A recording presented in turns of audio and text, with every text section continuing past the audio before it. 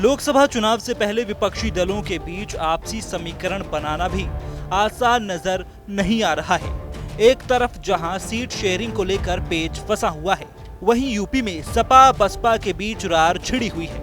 पहले इंडिया गठबंधन में मायावती के शामिल होने को लेकर दोनों तरफ से वार पलटवार हुआ और अब लखनऊ में बसपा दफ्तर के बाहर बने पुल को लेकर बयानबाजी शुरू हो गई है। इनको नहीं पता जब ये पुल बन रहा था तो ये आरोप उस समय लगाए गए थे। आप थे उस समय, पत्रकार नहीं थे, तो आपको पता होगा। आज की बात करें तो नहीं, गलत बात। नहीं, आपको तो दिखाना चाहिए ना। नहीं, गलत बात। नहीं, आपको पता ही नहीं, कुछ पता ही नहीं, ऐसी पत्रकार बन गए। दरअसल सोमवार को बीएसपी चीफ मायावती ने बसपा दफ्तर के बाहर बने पुल को अपने लिए खतरा बताया, तो इस पर अखिलेश यादव ने जवाब देते हुए कहा कि वो बीजेपी से मिली हुई हैं, बीजेपी को चिट्ठी लिखकर पुल को तोड़वा दें। बीजेपी की सरकार में बुलडोजर है, उनसे कहकर पुल गिरवा दें। तो तोड़वा दें, सरकार बीजेपी से मिले हुए तोड़वा दें पुल को। किसने मना किया?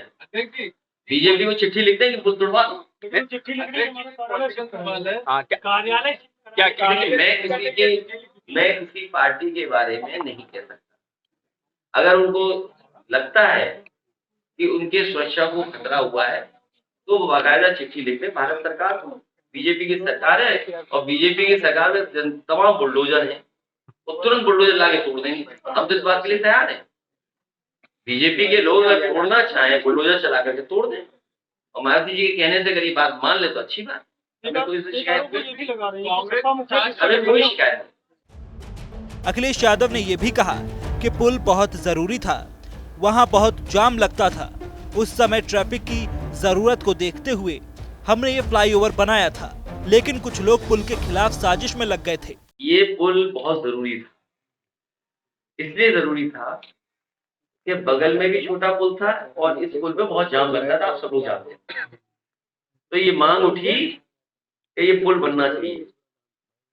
जब समाजवादी सरकार में दोनों पुल लिख के दिए गए थे कि हमें पुल बनाने का सरकार को मौका दिया जाए, उस समय दिल्ली की सरकार ने मौका नहीं दिया। फिर एक स्वीकृत कर दिया, ये वाला जो आपका पुल है। जब ये स्वीकृत हो गया पुल, तो मुझे जानकारी मिली कि कुछ लोग साजिश में लग गए, पुल नहीं बनने देंगे। और वो कुछ लोग दिल्ली में गए कि डिफेंस से एनओसी ना मिले, उसके लिए इन्होंने काम करना शुरू कर दिया।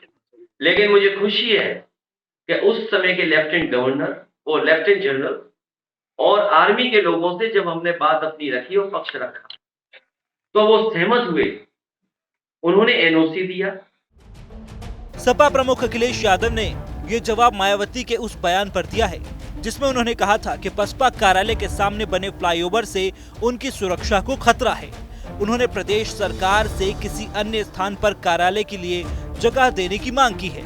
मायावती ने सोशल मीडिया साइट एक्स पर दिए गए एक बयान में कहा कि सपा सरकार में अनेकों दलित विरोधी फैसले लिए गए थे।